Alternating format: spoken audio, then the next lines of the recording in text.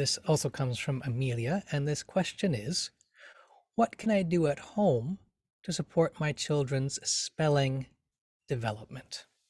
This too is a wonderful question, and I commend you, Amelia, for asking it, because it shows something very important.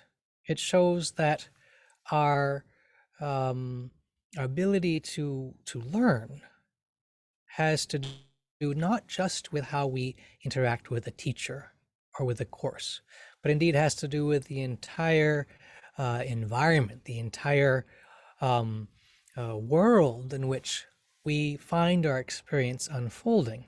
And there are a number of things that you can do to support your children's ability to spell well. And the first thing, perhaps, is to explore, is to encourage reading, and to encourage reading out loud. And I mean this in two ways. Of course, when children are younger, one of the great pleasures in life is to be read to. But there may come a time when a child might be intrepid enough to try doing the reading themselves. And reading out loud can be an enormously effective way to connect the visual impression of words with not only the auditory experience of hearing a word, but also the bodily experience of saying a word. We forget how much of us is lost when we read something silently. When we are just reading with our eyes, we're in a very static, a potentially very static relationship to what's being said on the page in writing.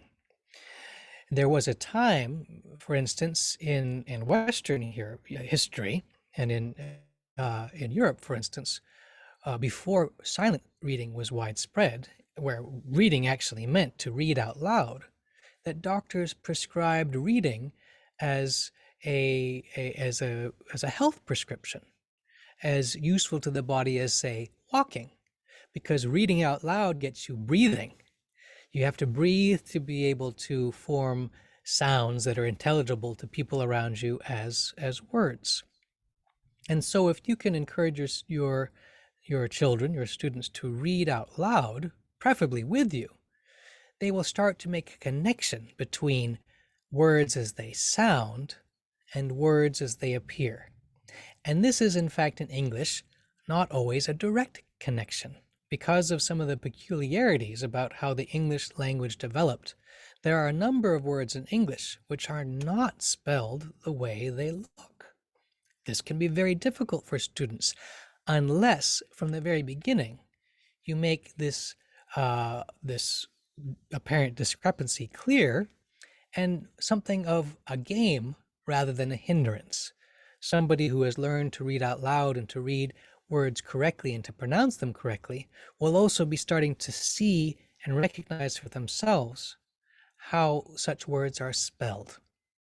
Now, the second thing to support your children's spelling development is to basically just spend time with those words that have funny spellings, to really just allow a playful curiosity about the spelling of words, because just the act of pausing to look and notice does 95% of the work for you, because our minds are acutely sensitive to things that are new or surprising or unusual. And if we just give them that time to attend to those things, those differences will start to sink in.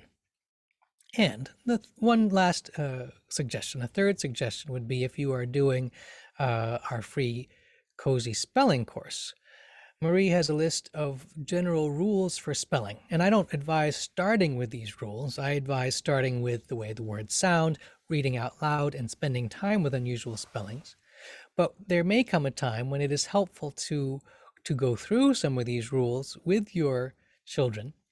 Maybe not all at once. Maybe do one rule a week and just concentrate on, oh, well, here's a tendency or a pattern in English, and make it a kind of game, an exploration for a week. Oh, let's look at all of the words. Let's make a note of all of the words that double their consonants, for instance. And let's make a note of all the words that don't double their consonants, or whatever the particular rule may be. The key is to continually connect spelling and any rules about spelling with our actual experience of language in life.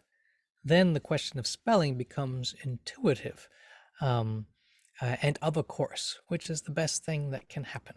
So I hope, Amelia, that helps answer your question about what you can do at home to support your children's spelling development. If you have any further questions, feel free to write to me again, and I'll see what I can do.